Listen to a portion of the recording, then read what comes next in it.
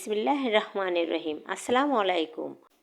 Rasheda daily blog থেকে আমি রাশেদা সবাইকে স্বাগত। নতুন একটি ব্লগ ভিডিও দেখার জন্য কাছে এবং দূরে, দেশ এবং বিদেশে যে যেখান থেকে আমার আজকের ভিডিওটি দেখা শুরু করেছেন, নিশ্চয়ই আল্লাহর অসীম রহমতে সবাই ভালো আছেন। আলহামদুলিল্লাহ, আমরাও ভালো আছি।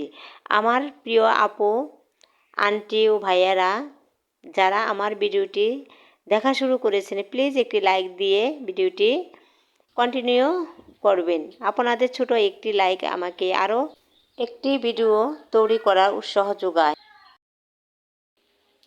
দিদি কি বলে? কই বেনছে দিদি? এই দিদি, আয়া ও দিদি পুষ্ট মতো দিদি কয় কি করো? কি রান্না বান্না? এই রুটি বানামু তেল দিয়ে না, হালুয়া হালুয়া করুম আর আলু ভাজি করুম আর রুটি বানাম। এই দিদি, এই যে আমি দিদি ডাকে দিদি। এই যে এত কুমড়া গাছ বললাম, এই যে কুমড়া বেশি উপরে উঠে রয়েছে, গাছ আর হইল না। কি অবস্থা, নিচে গাছ হয় পারতাছি না। এই যে জায়গায় বুনছি, এই যে জায়গায় কোনো খবরই নাই। এই যে একটা গাছ উঠছে, বেলালু গাছ, এটা আবার আইনে বুইনা দিছে আর হয়ে গেছে। গাইছে নিচে থেকে গাছটা উঠলে মাটির একটা রস পায়, ওই নিচে থেকে গাছ উঠাই পারতাছি না।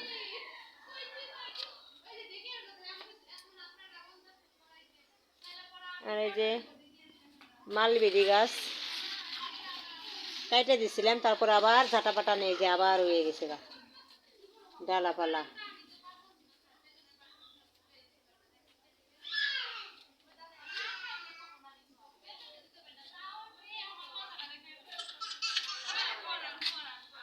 আর এই যে এখানে একটা গাছ বুনছি, কাঁঠাল গাছ, নিচে আবার মরিচের সারা একটা বুনা দিচ্ছি, দেখি হয় নাকি। আর যেখানে আছে পেঁপে গাছ, ওই যে ডাক্তারের সিরিয়াল, ওই ধরে কি কালকে না ফিজরে নিয়ে যাম। ওই যে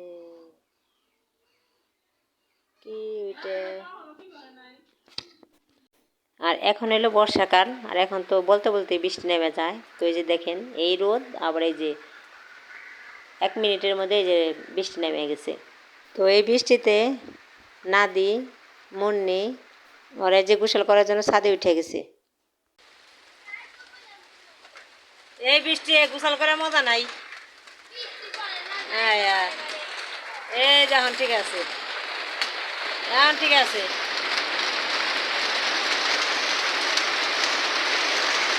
এই নামছে রে জবজবাইয়ে, এখন নামছে। ওই না যাই কে করমজা ধরছে না, পাকছে না, করমজা পাকছে না।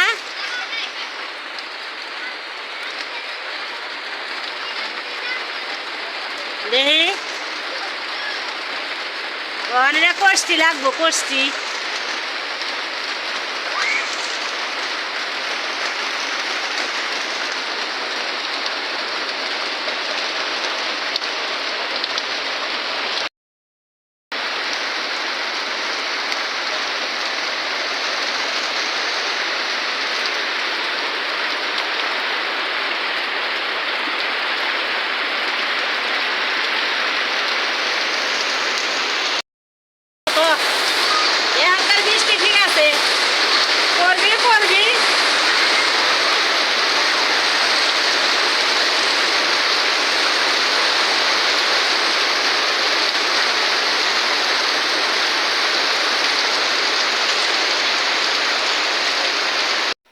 তো ওদের বৃষ্টিতে গোসল করা দেখে তো আমারও গোসল করতে ইচ্ছে হয়েছিল, কিন্তু আমি গোসল করছি, এই জন্য আর গোসল করতে পারি না। ওদের সাথে আমিও গোসল করতাম, এরকম অনেক মজা লাগে কিন্তু সবাই মিলে বৃষ্টির টাইমে গোসল করা।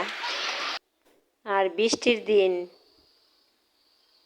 মুরগির মাংস আর খিচুড়ি হবে না তাই কি আর হয়? তো তার জন্য এই যে খিচুড়ি রান্না করার জন্য এই যে সব মশলা কিন্তু রেডি করা শেষ। তো এই যে এখানে তেজপাতা, গরম মশলা, এখানে পেঁয়াজ, কাঁচামরিচ, আদা বাটা, মানে সব কিছু রেডি করা হয়েছে খিচুড়ি রান্না করার জন্য। আর এদিকে আবার এই যে চাউল ডাউল সব কিছু কিন্তু ওই যে ধুয়ে ঝরা দেওয়া হয়েছে। পোলার চাল দিয়ে খিচুড়ি রান্না করবো, ঝরঝরা খিচুড়ি। তো এই যে খিচুড়িটা এখন চাউলটা কষাইতে আছে। এখনও যদি আমার চ্যানেলটিকে সাবস্ক্রাইব করে না থাকেন, প্লিজ আমার চ্যানেলটিকে সাবস্ক্রাইব করে আমার পরিবারের বন্ধু হয়ে থেকে যেতে পারেন। পাশে থাকা অল অপশনটি চালু করে রাখুন। আমি যখনই ভিডিও আপলোড করব নোটিফিকেশন পৌঁছে যাবে আপনার কাছে। আপনি আপনার সময় মতো আমার ভিডিওটি দেখে নিতে পারবেন। যারা শুরু থেকে আমার এইভাবে সাপোর্ট দিয়ে যাচ্ছেন তাদের প্রতি অনেক বেশি কৃতজ্ঞতা। আমার আজকের ভিডিওর কোথাও কোনো অংশে যদি আপনাদের একটু হলেও ভালো লেগে যায় তাহলে অনুরোধ রইল আমার ভিডিও লিঙ্কটি আপনার পরিবার ও বন্ধুদের সাথে শেয়ার করতে ভুলবেন না। প্রিয় আপু এবং আন্টি ভাইয়েরা, দয়া করে একটি লাইক দিয়ে যাবেন। আপনাদের এই একটি লাইকে আরও অনেক বেশি ভালো লাগে। এই যে কথা বলতে বলতে কিন্তু এদিকে আমার খিচুড়ির চাউলটা কষানো শেষ। তো এখন এই যে পানি দেওয়া হলো।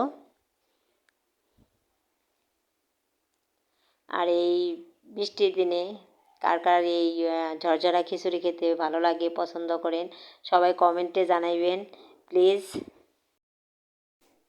তো এই যে এখানে আমি কিন্তু আরও কয়েকটা কাঁচামরিচ দিয়ে দিলাম। তো এই কাঁচামরিচটা কিন্তু সিদ্ধ হওয়ার পরে এটা দিয়ে মাখায় ভাত খেতে অনেক ভালো লাগে। আর এই যে বৃষ্টি কিন্তু শেষ, চলে আসলাম ছাদে। দেখেন কি সুন্দর রোদ উঠে গেছে আর এই যে পরিষ্কার আকাশ।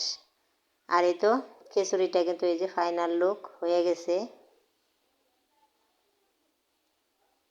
তো এখন আবার নাড়াচাড়া দিয়ে দেখবো যে কীরকম হলো। তো এই যে অনেক ঝরঝরা কিন্তু হয়েছে, আর এটা কিন্তু ঝরঝরা খিচুড়ি রান্না করা হয়েছে।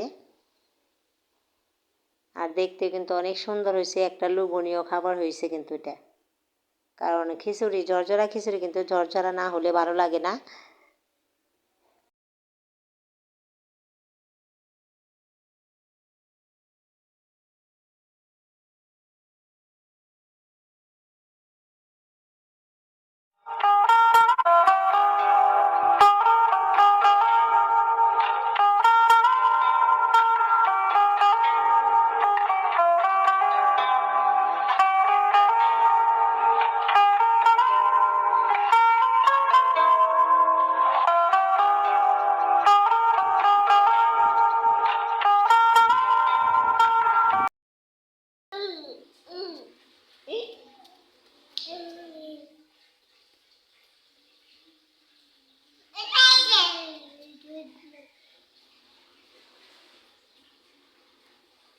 এই যে ভাইয়া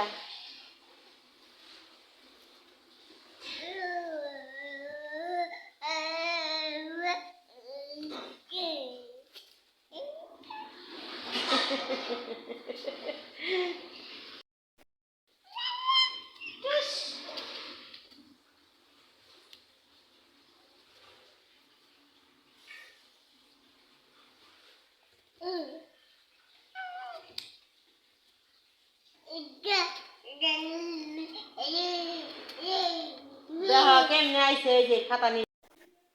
ভিডিও আর বড় করবো না। তো সবাই ভালো থাকবেন, সুস্থ থাকবেন। আল্লাহ হাফেজ।